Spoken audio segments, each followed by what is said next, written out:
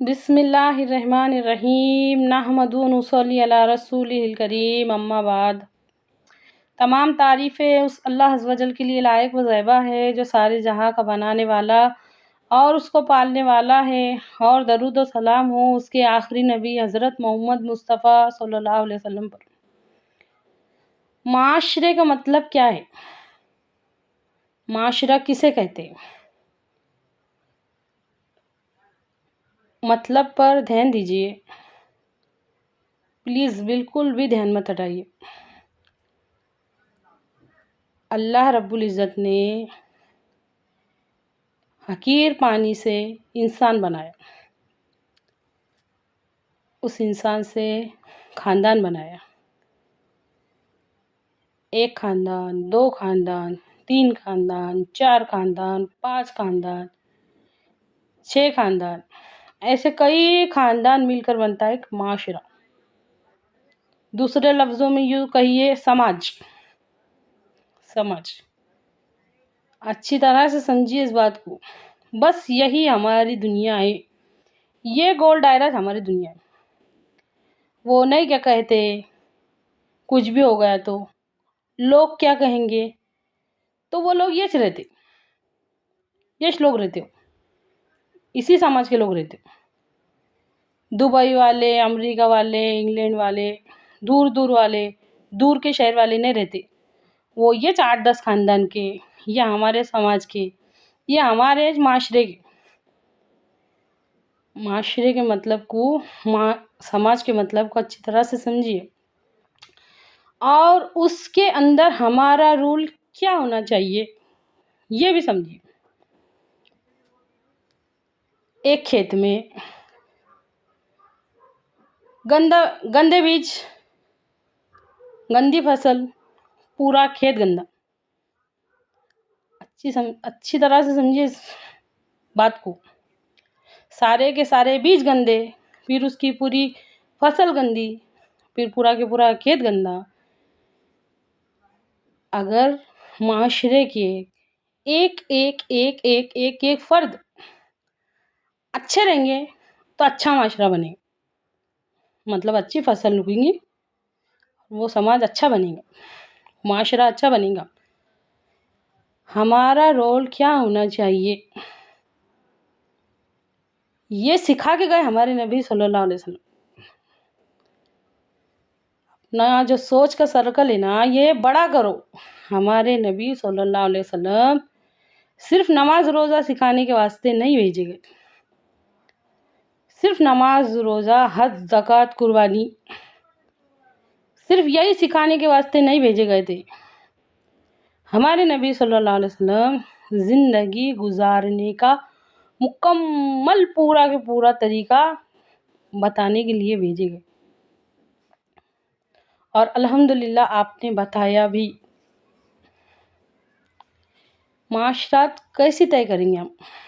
تو آج جب یہ بات آ جاتی نا، اس میں بالکل بھی ہمارے نبی صلی اللہ علیہ وسلم کے طریقے کو نہیں اپنایا جاتا، یہ پوری کے پوری منمانی ڈھنگ سے طے ہو رہی ہے۔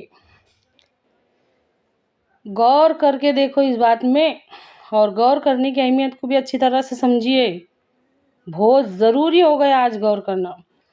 اس معاشرے میں امیر بھی ہے، غریب بھی ہے، کالے بھی ہے، گورے بھی ہے۔ اس معاشرے میں امیر ہے، غریب ہے، کالے ہیں، گورے ہیں، ہر طرح کے لوگ ہیں، مرد بھی ہے، عورتیں بھی ہیں، جوان بھی ہے، بوڑھے بھی ہیں۔ اس معاشرے میں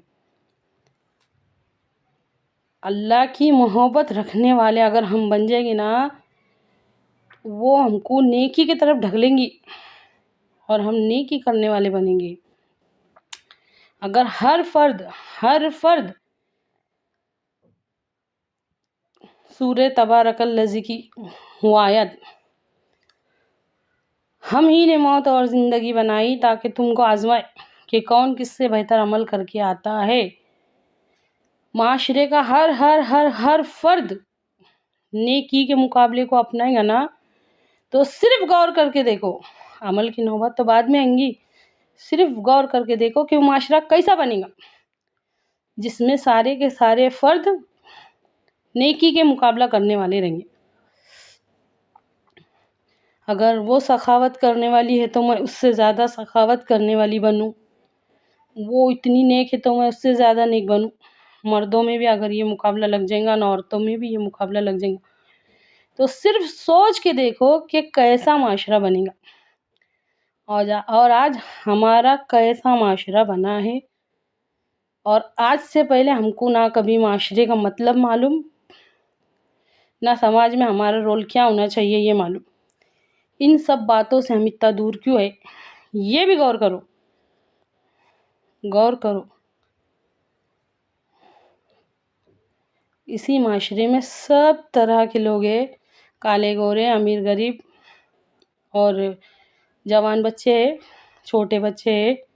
اسی کے اندر والدین کے حقوق ہے، اسی کے اندر میاں بیوی کے حقوق ہے، اسی کے اندر بچوں کے حقوق ہے۔ پھر یہ سیکھنا ضروری ہے کہ نہیں ضروری ہے؟ غور کیجیے، ان باتوں میں غور کیجیے، اور ہم کتنا ان سب باتوں کو سیکھنے کی کوشش کریں، یہ بھی غور کرو۔ ہم کو کیسا معاشرہ بنانا چاہیے تھا، اور آج تک ہم نے کیسا بنائے، اور اس کا نتیجہ کیا نکلا۔ برے کام کا برا نتیجہ آج ہمارے آنکھوں کے سامنے ہے، غور کرو۔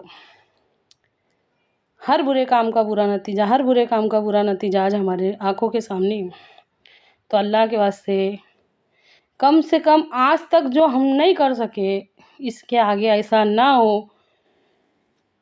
علم دین سیکھو، اور نبی صلی اللہ علیہ وسلم کے طریقے کے مطابق معاشرات بناؤ، نبی کریم صلی اللہ علیہ وسلم کے طریقے پر معاملات طے کرو۔